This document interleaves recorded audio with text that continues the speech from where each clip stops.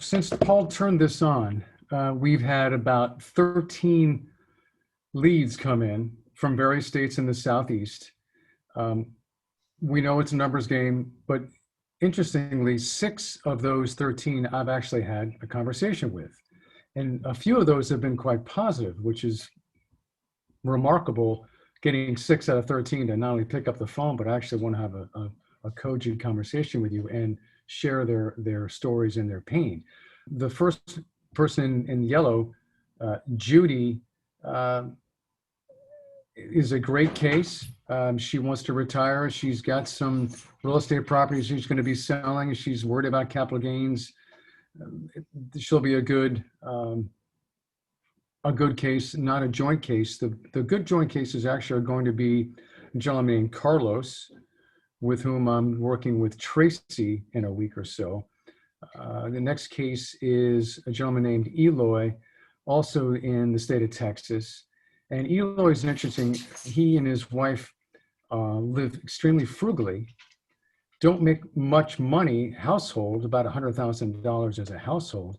And yet he made me laugh because he prefaced the conversation by saying that he felt he was a little late to start saving for retirement.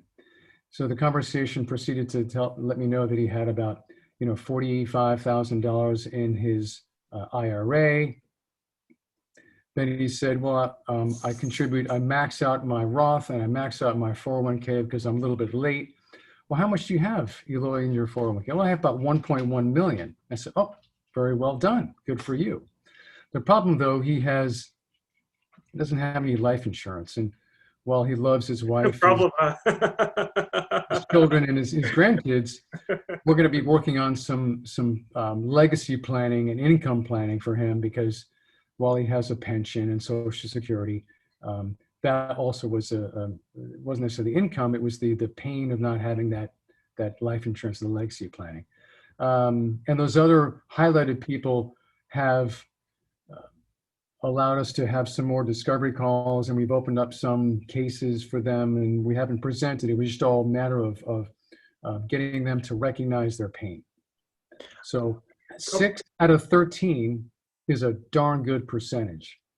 And absolutely. Couple follow-up questions in terms of so just to summarize that, the 2 that you crossed off, you got their application, you communicated via text, and essentially they said that they weren't interested, so we crossed them off.